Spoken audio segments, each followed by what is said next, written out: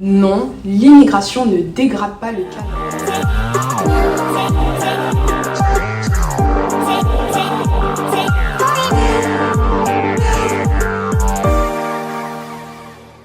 Coucou tout le monde, j'espère que vous allez bien. Je me présente, je m'appelle Aménan et bienvenue sur l'Éveil Ivoirien. L'Éveil Ivoirien, c'est un média qui vise à traiter des sujets liés aux afro-descendants, mais comme j'ai quitté la France pour le Canada et qu'on me pose énormément de questions sur le sujet, j'ai décidé d'en parler un petit peu plus. Aujourd'hui, nous allons parler de la potentielle destruction du Canada par l'immigration.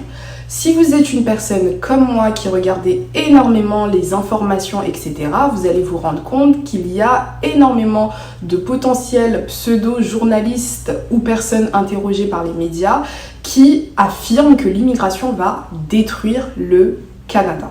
Beaucoup de gens, pour faire du sensationnalisme, mélangent deux situations qui n'ont absolument rien à voir. La première, c'est le manque de logements abordables au Canada.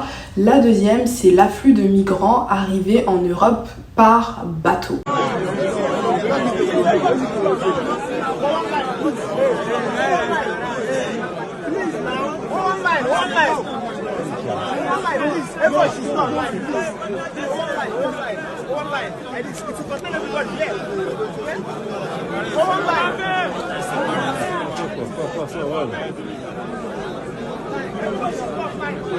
Vous prenez ces deux sujets, vous les mélangez, bien évidemment que ça va créer le débat et que ça va créer un sentiment anxiogène car personne souhaite se retrouver dans un pays où il y a des millions de gens qui arrivent, enfin plutôt des milliers de personnes qui arrivent sans pouvoir les loger, les nourrir, etc.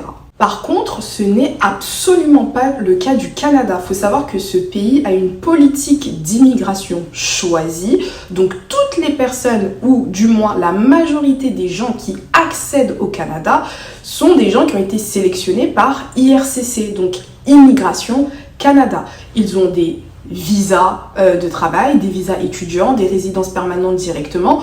Donc le souci ici au Canada, ce n'est pas ces migrants qui viennent, ou plutôt ces nouveaux arrivants qui viennent, mais c'est IRCC, donc le gouvernement du Canada, qui accepte plus de monde qu'elle ne peut accueillir. C'est tellement plus facile et hypocrite de dire que c'est à cause des nouveaux arrivants que le système de santé se dégrade, que les logements ne sont pas disponibles et extrêmement chers et qu'il y a de l'inflation, alors qu'à la fin de la journée, c'est le ministère de l'immigration qui signe les quotas d'entrée de ces personnes, déjà de 1. C'est aussi le ministère de l'immigration qui fait tout un marketing autour du Canada pour attirer des nouvelles personnes. Et c'est encore le ministère de l'immigration qui refuse de baisser les quotas lorsque d'autres ministères s'offusquent de la situation critique du pays. Ne mélangeons pas tout, le Canada ne va jamais se retrouver dans la situation européenne car c'est un pays qui est extrêmement difficile d'accès et dans tous les cas, le Canada a besoin de nouveaux arrivants pour faire fonctionner correctement son pays. Il y a énormément de pénurie de main-d'œuvre et cette pénurie de main-d'œuvre pour l'instant ne peut pas être remplacée par, je sais pas, des robots ou quoi.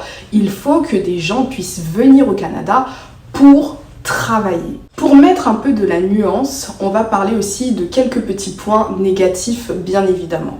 Il faut savoir que si vous parlez avec des personnes ayant vécu au Canada plusieurs années, mais je vous parle de plus de 5-10 ans, effectivement, ils vont vous expliquer qu'à l'époque, vu qu'il y avait beaucoup moins de gens qui arrivaient chaque année, car maintenant on parle de plusieurs centaines de milliers de gens qui arrivent au Canada, en fait, c'était beaucoup plus simple. La vie était beaucoup plus simple pour tout le monde et il y avait beaucoup moins d'abus.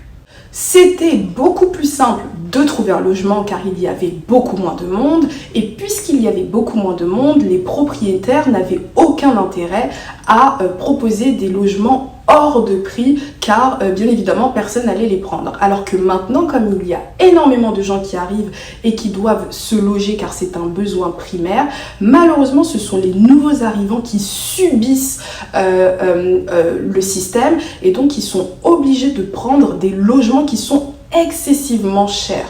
Et finalement, plus les logements deviennent chers pour les nouveaux arrivants, et plus ils deviennent chers pour tout le monde en réalité. C'est pareil pour la santé, le nombre de personnes arrivant chaque année au Canada n'est absolument pas proportionnel au nombre de nouveaux soignants qu'on injecte sur le marché du travail. Donc finalement, il y a beaucoup plus d'attentes pour avoir un médecin de famille, beaucoup plus d'attentes dans les urgences et c'est quasiment impossible d'avoir un spécialiste. Pour terminer, est-ce que c'est de la faute de l'immigrant ou de l'immigré ou de je sais pas comment on nous appelle tout ce qui se passe au Canada? Bien évidemment que non, mais c'est une politique qui est choisie par le ministère en place, tout simplement. Je vais terminer en disant non, l'immigration ne dégrade pas le Canada. Il y a encore de la place pour beaucoup de monde car le Canada a besoin de ce souffle de nouvelles personnes entrantes afin de pouvoir développer son économie, etc. Le Canada ne va jamais se retrouver dans la même situation qu'en Europe car c'est pas du tout le même contexte. Arrêtons de tout mélanger, c'est du n'importe quoi. 2, le Canada choisit ses immigrants, donc c'est extrêmement difficile de venir. 3, c'est au gouvernement de construire des hôpitaux et de construire des logements. C'est pas aux nouveaux arrivants de le faire. Comment tu fais ça? Ce sera tout pour cette vidéo. Je vous invite à vous abonner, commenter, liker, partager et je vous dis à la prochaine pour une prochaine vidéo. Bye bye!